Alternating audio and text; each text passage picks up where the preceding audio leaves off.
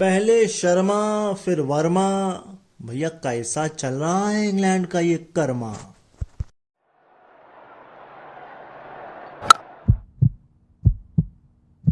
ओए क्रिकेट।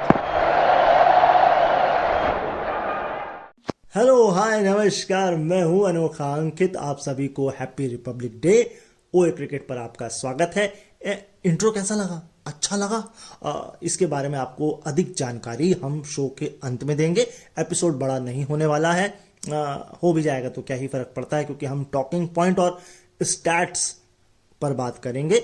और खासकर इस चैनल पे आपको स्टैट ही मिलेंगे, क्योंकि हम स्टैट्स को ही तवज्जो देते हैं। लेकिन एक इंटरेस्टिंग लाइनें मैं पढ़ रहा था क्रिक बस पर। 2007 के वर्ल्ड कप के बाद ये कप्तानी के बारे में है T20 में। पहले था माई वे या यूर वे, यानी कि या तो माही के हिसाब से मैच चलेगा, वो डिक्टेट करते थे पूरे तरीके से अपना, उनका जो माइंड चलता था कैलकुलेशन, और या फिर सामने वाली टीम। फिर आया माई वे या नो वे। अब इसमें माई वे की जगह हम विराट वे कह दें तो गलत तो होगा नहीं। तीसरा आया ये वर्ल्ड कप के समय इंक्लूसिव वे। अब इसमें सब कुछ चल रहा था भाई। कप्तान भी चल रहे थे, फास्ट बॉलर भी चल रहे थे, स्पिनर्स भी चल रहे थे, बैट्समैन भी चल रहे थे। अब एक नया आ गया है फिर से, और ये है फिर से माई वे या नो वे। या यूं कह सकते हैं माई वे या हाईवे। हाँ। यानी कहने का मतलब है कि जिस हिसाब से हम चल रहे हैं वो एक तरीके का एक वे है कि ऐसे ऐसे तूफान में या तो हम उड़ जाएंगे या उड़ा देंगे। तो यही है एक तरीके से। और ये जो माई वे या हाईवे या नो वे या हाईवे, जो ये जो भी कुछ है, हाईवे से समझते हैं आप, मतलब या तो आपको पूरी खुली रोड मिल जाएगी, आप चलते चले जाओ, मैं और आपको डीपली और क्लियरली एक्सप्लेन कर रहा हूं, और या फिर हो सकता है जाम मिल जाए, आप अचानक से कोई आ जाए, टकरा जाए। तो वो जो अचानक से पेपर चेंज हो जाता है ना, जैसे पाकिस्तान में चेंज हो रखा है, पहले वो पाटा पिच बना रहे थे, वो स्पिन पिच बना रहे हैं। तो कुल मिलाकर के यही है अभी हाईवे या माई वे, यही चल रहा है भाई। अब इसे आप सूर्या वे और माई हाईवे कह सकते हैं। इंग्लैंड भी तो यही कर रहा है ना, या तो बैसबॉल यानी कि ब्रेंडम मैकमिलम वे। अब बटलर और ब्रेंडम भी हैं तो उसे भी बैज ही आप कह सकते हैं। तो या तो बैज वे या हाईवे, मगर उनका बैज वे तो चल ही नहीं रहा है, वो हाईवे पे ही चल रहे हैं, लेकिन वो हाईवे भी ठीक नहीं चल रहा है। एक टॉकिंग पॉइंट और बात करता हूं, वो दो टॉकिंग पॉइंट, उसके बाद सिर्फ स्टैट ही स्टैट्स में आपको दूंगा, कोई और बात नहीं होगी। पहला, अभिषेक शर्मा से बॉलिंग करा दी भाई। मैं कहीं पढ़ रहा था 8 सीजन में, ये आईपीएल की बात है, पढ़ कर रहा था, सुन ही रहा था, 280 कुल बॉलें फेंकी हैं, और आपने अचानक से अभिषेक शर्मा पर भरोसा भी दिखा दिया। क्यों? क्योंकि भैया आपको पता है हम स्पिन वे पे चलेंगे या नो वे पे चलेंगे। और अभिषेक झुंझुनवाला ने इस बात को बोला था कि क्या पता अभिषेक से बॉलिंग करा ली जाए, और बिल्कुल बैंग ऑन टारगेट था, करा भी ली गई। अच्छा, एक लास्ट टॉकिंग पॉइंट ये है, और वो ये है कि ये जो पिच थी, ये भाई डबल पेस पिच थी, ये कंफ्यूजिंग पिच थी। लेकिन मैं आपको स्टैट से बताऊंगा कि एक्चुअल में चेन्नई में चलता क्या है। हाँ, लेकिन ये पिच बिल्कुल, अगर पिच रिपोर्ट में भी आप देखें तो ये बोला गया था ये 180 की पिच, और जाहिर से बात है 180 की पिच थी।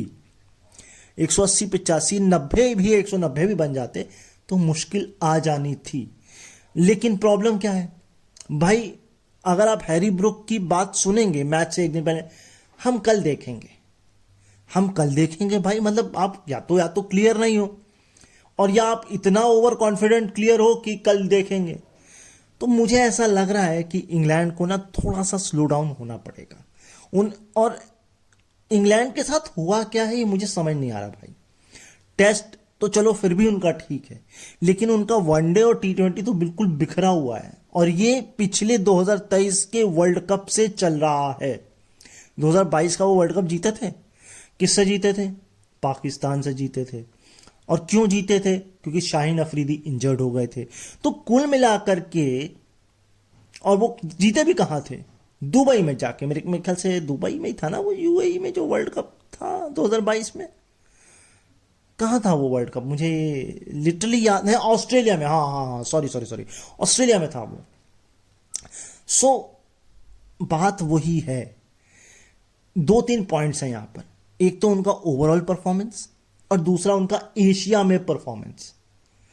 ये दो भले कॉन्ट्राडिक्टरी हैं, लेकिन ये आपको बताएंगे इंग्लैंड की कहानी। और मुझे ऐसा लग रहा है उनका टेस्ट ही बस ठीक चल रहा है। वो भी क्यों ठीक चल रहा है?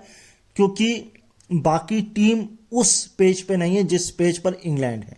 लेकिन T20 और वनडे दोनों टीमें सेम ही पेज पे चलती हैं, उसका कोई अल्टरनेटिव है नहीं। लेकिन जिस वे पर इंग्लैंड चल रही है वो उनके लिए बिल्कुल सूटेबल नहीं हो पा रहा है। उनकी बॉलिंग मुझे अब जाकर मुझे ठीक लग रही है। वो भी कास, वुड और आर्चर। वुड को एक बार हम निकाल भी सकते हैं क्योंकि वो एक ही, मतलब उनकी स्पीड ही है जो है, और वो एक्यूरेसी कितनी है वो देखने वाली बात है। आर्चर एक्यूरेट है, लेकिन क्या हुआ, स्टैट पहला दे देता हूं आपको, 60 रन पिटे हैं भाई साहब, और ये उनका T20 इंटरनेशनल में हाईएस्ट है। लेकिन समझने वाली बात ये होगी, उनके एक ओवर में 19 रन पिटे हैं, 20 मान लो, तो यानी 3 ओवर में कितने पिटे उनके, 40 रन। विकेट भी उन्होंने निकाले। ये पिच मैंने आपको कहा 2 पेस थी, या यूं कहें ये स्पिन के लिए भी थी, ये फास्ट के लिए भी थी। लेकिन मैं भी आपको स्टैट बताऊंगा और उससे आपको और कहानी बिल्कुल क्लियर हो जाएगी। तीसरा आते हैं कास, वो अभी नए हैं तो आपको देखना पड़ेगा थोड़ा सा। तो बॉलिंग उनका कंसर्न है, लेकिन मुझे ऐसा लग रहा है वो ठीक हो रही है। उनका प्रॉब्लम है मिडिल ऑर्डर, जो फायर ही नहीं कर पा रहा है। उनका प्रॉब्लम है ओपनिंग, फिलिप सॉल्ट नहीं चल पा रहे हैं। उनका इंडिया में रिकॉर्ड मैं आपको बताता हूँ, बहुत ही इंडिया के खिलाफ बहुत ही बेकार है। मेरे ख्याल से 4 का एवरेज है, जी हाँ, सिर्फ 4 का एवरेज है। तो ये हो गई एक कहानी। तो बटलर, आर्चर और कास, इन 3 के सहारे आप मैच नहीं जीत सकते। हाँ, वो अलग बात है कि फिर ये 3 एक्स्ट्रा ही ऑर्डिनरी कुछ कर दें, लेकिन फिर भी आप नहीं जीत सकते। आपको पूरी टीम का सहयोग लगेगा, जो कि आपका नहीं लग रहा है। जेमी स्मिथ ठीक थे, वेरी गुड, हाफ वे तक भी ठीक थे, 5 विकेट निकाले आपने। लिविंगस्टन भी ठीक ठाक है, लेकिन हैरी ब्रुक को थोड़ा चलना पड़ेगा, ये एक कंसर्न है। दूसरा फिलिप सॉल्ट को चलना पड़ेगा, तीसरा डकेट को चलना पड़ेगा, और आदिल रशीद तो ठीक है। आगे चलते हैं। हाँ, तो एक स्टैट ले लीजिए। ये स्टैट है as a googly, leg spinner की गूगली में T20 पे हैरी ब्रुक के क्या सूरत हाल है। 35 गेंदें खेली हैं, 21 रन बनाए हैं, 6 बार आउट हुए हैं, एवरेज है 3.5 का, 3.50, और स्ट्राइक रेट है 60 का। अब यहां पर मैं आपको 3 टॉकिंग पॉइंट और देता हूं। पहला, देखिए, मान लीजिए कि इंडिया स्पिन हैविली है, 3 स्पिनर पे है, फास्ट बॉलर तो एक ही है ना, दूसरा तो पार्ट टाइम है, हार्दिक पांड्या, उसको आप फुल टाइम नहीं ले सकते। और इंग्लैंड किस स्ट्रेंथ पे खेल रही है, 3 फास्ट बॉलर, ओवरटन एंड आपके आर्चर एंड वुड। तो अब अगर कंपैरिजन भी मैं करूं तो अर्शदीप का और आर्चर, क्योंकि मेन तो वही है ना, तो वहां भी देख लीजिए अंतर क्या है। ठीक। टॉकिंग पॉइंट नंबर 2, झुंझुनवाला ने एक बात बोली, और राकेश झुंझुनवाला नहीं, अभिषेक झुंझुनवाला, ठीक, क्लियर कर देता हूं। तो उन्होंने एक बात बोली, और ये मुझे भी कहीं ना कहीं फील हो रहा है कि अभी चक्रवर्ती को आप नहीं खेल पा रहे हैं। एक समय में अजंता मेंडिस को भी नहीं लोग खेल पाते थे, -7 का शायद उनका एवरेज था, मैं कहीं सुन रहा था। खैर, वो हो नहीं सकता, बट था, चलो खैर कोई नहीं। तो अभी नहीं खेल पा रहे हैं, लेकिन ये एक लिमिटेड पीरियड ऑफ टाइम के लिए होगा। क्यों नहीं, ऐसा नहीं है कि देखिए मैं बुराई नहीं कर रहा हूं, और ये नहीं कह रहा हूं उनके पास स्किल्स नहीं, उन्होंने अपनी स्किल्स को इम्प्रूव किया है। पहले वो पिटे, फिर उन्होंने अपनी स्किल्स को इम्प्रूव किया, और अभी हो क्या रहा है, हम उनको एज ए लेग स्पिनर खेल रहे हैं। झुंझुनवाला साहब ने यही कहा कि अगर हम इनको एज ए ऑफ स्पिनर मानकर खेलेंगे तो शायद दिक्कत नहीं होगी, अगर मैं गलत नहीं हूं तो। ठीक। अब सवाल ये है, अगर मैं नंबर्स पे ना जाऊं तो जो राशिद खान है उनकी यूएसबी क्या है? उनकी यूएसबी वो तेज ही फेंकते हैं। यहां वरुण क्या कर रहे हैं? ये स्लो फेंक रहे हैं, स्लो ही फेंक रहे हैं। वो वैरायटी नहीं है, लेकिन वो लूप पे जा रही है, वो बॉल स्लो होने पे लूप पे जा रही है। तो कहने का मतलब ये है कि जिस तरह से बॉलर स्किल को इम्प्रूव करता है, वैसे ही कहीं ना कहीं कोई देखेगा, इनको एनालाइज किया जाएगा, तो एक चीज होगी। इस स्पिनर्स पे होता क्या बेसिकली, विकेट्स क्यों मिलते हैं उनको? कभी आपने इस बात पर गौर किया? या तो हम एक्स्ट्रा डिफेंसिव हो जाएंगे और या हम एक्स्ट्रा अटैकिंग हो जाएंगे, वहीं विकेट मिलते हैं स्पिनर्स को। ये मेरा पॉइंट ऑफ व्यू है, ये मेरी थॉट प्रोसेस है। लेकिन अगर आप उसको एज ए न्यूट्रल खेलेंगे कि हाँ मुझे बस इसके ओवर में 6 रन निकालने हैं या 8 रन निकालने हैं, तो वो आप सिर्फ उनका विकेट का कॉलम 1 देखेंगे या 0 देखेंगे। बहुत rare of the rare case में आपको 1 मिलेगा, नहीं तो वो 0 मिलेगा। लेकिन जो नंबर का कॉलम भी होगा वो 4 ओवर में 24, 20, 16 से 20 के बीच में ही रहेगा। लेकिन जब आप एक्स्ट्रा अग्रेसिव होंगे और एक्स्ट्रा डिफेंसिव होंगे तो वो विकेट का कॉलम आपको ज्यादा दिखेगा। ये मेरा थॉट प्रोसेस है जो मैंने लगाया। ये गलत भी हो सकता है, लेकिन ऐसा है। और तीसरा टॉकिंग पॉइंट, माइकल वॉन ने क्या कहा कि वरुण चक्रवर्ती जो है वो अनफॉर्चुनेट हैं कि उनको लेके नहीं जाया जा रहा है चैंपियंस ट्रॉफी के लिए। ये तो आने वाला वक्त बताएगा भाई कि वो अनफॉर्चुनेट हैं कि अच्छा हुआ नहीं लेके गए। क्योंकि मैं आकाश को सुन रहा था, हाँ आकाश चोपड़ा को, है ना। सो उन्होंने ये कहा कि फरवरी के महीने में जहां हम खेलने जा रहे हैं दुबई में, वहां स्पिन को तो मदद हमने देखा है, स्लो विकेट्स रहते हैं रन का, लेकिन वहां पर ना फास्टर्स को मदद मिलेगी। ये मैं खुद हैरान था, ये मैं चौंक गया कि दुबई में फास्टर्स को मदद मिलेगी। देखना पड़ेगा यार, ये थोड़ा सा सरप्राइजिंग है मेरे लिए। और जहीर खान ने क्या बोला कि हार्दिक पांड्या को अब उनको अपनी वैल्यू समझ में आएगी।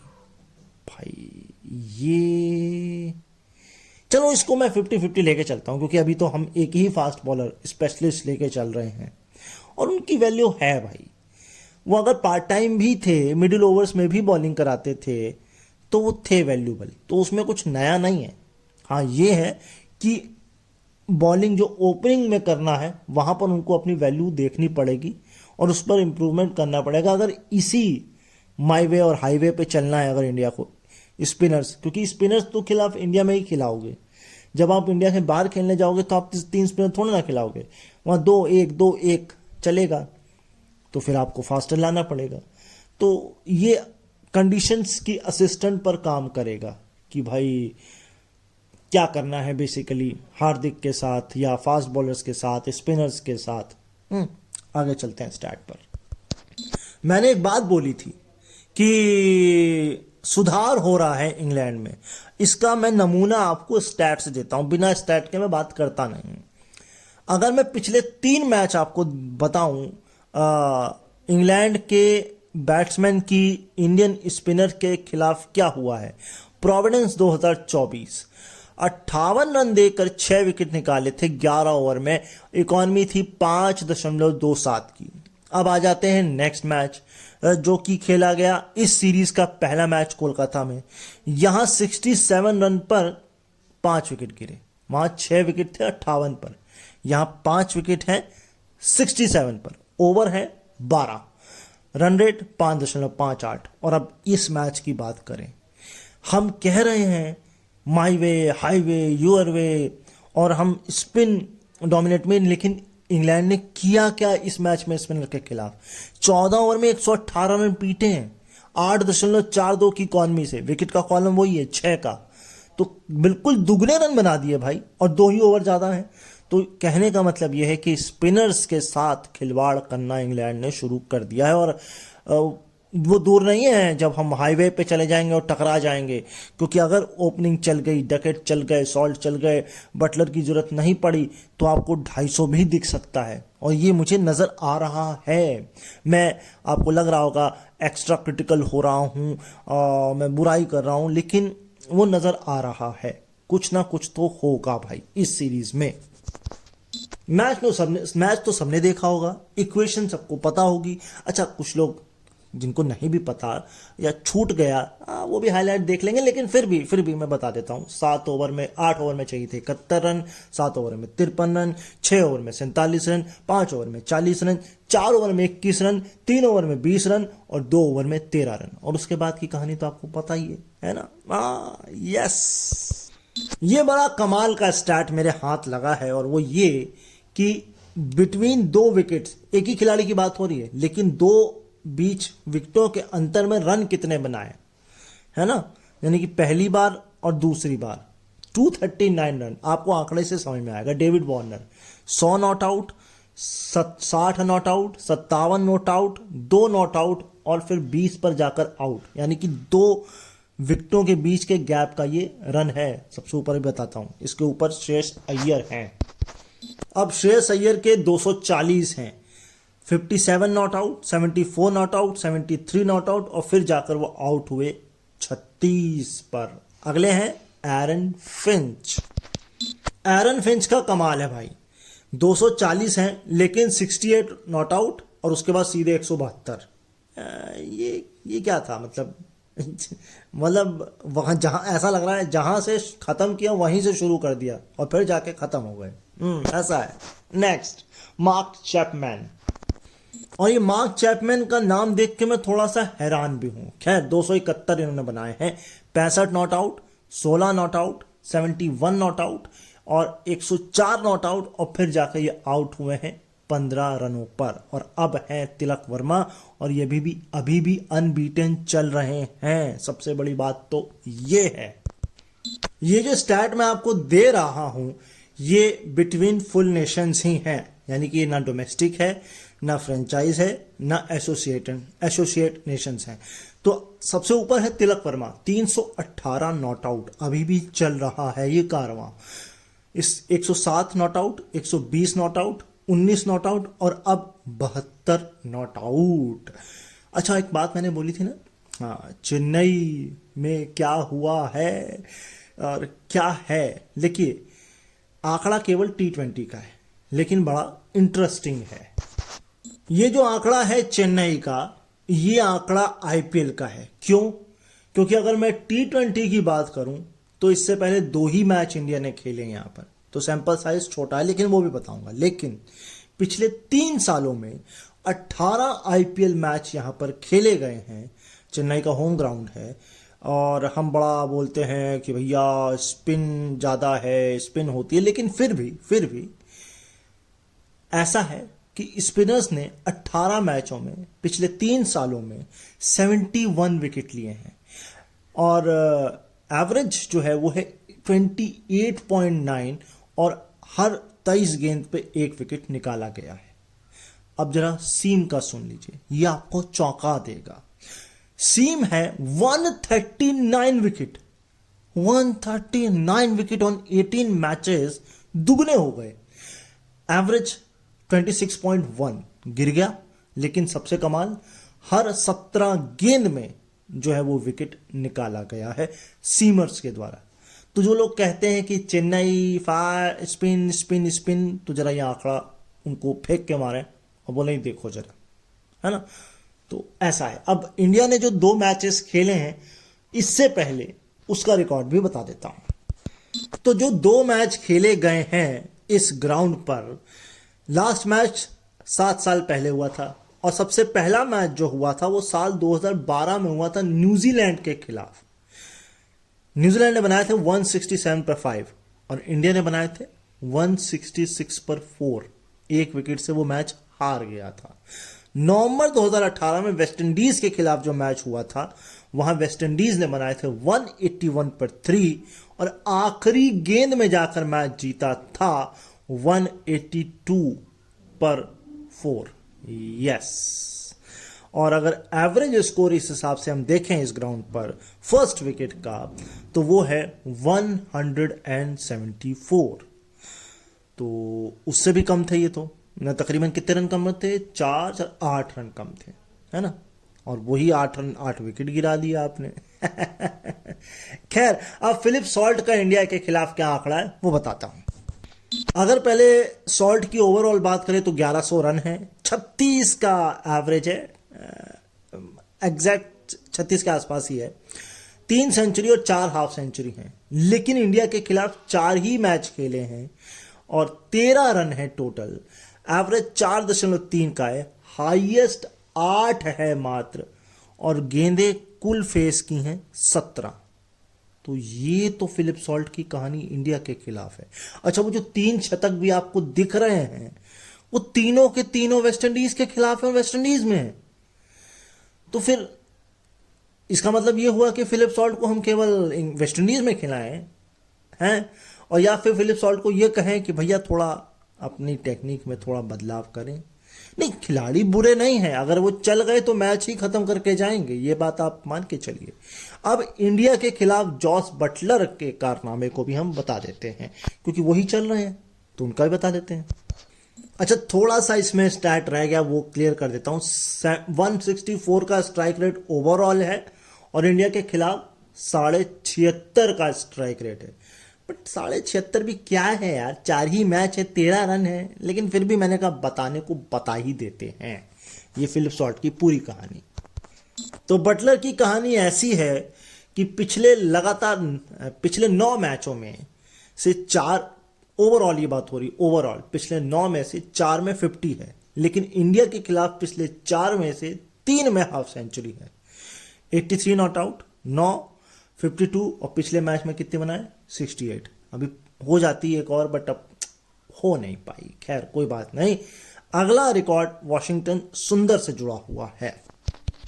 तो ऐसा है आंकड़ा, वॉशिंगटन सुंदर का 48वां विकेट उन्होंने ले लिया डकेट का। अगले मैच में अगर वो 2 विकेट और निकालते हैं तो वो 11वें बॉलर हो जाएंगे इंडिया की तरफ से 50 विकेट लेने वाले T20 में। लेकिन जेमी स्मिथ जो डेब्यू कर रहे थे, उनका फर्स्ट क्लास क्रिकेट या यूं कहें डोमेस्टिक T20 में क्या प्रदर्शन है, 86 मैचेस खेले हैं, 24 के आसपास का एवरेज है, अंडर 24 ही आप कह लें, 87 हाईएस्ट है, 7 हाफ सेंचुरी हैं, स्ट्राइक रेट है 137.7 का, 108 चौके मारे हैं और 57 सिक्स मारे हैं।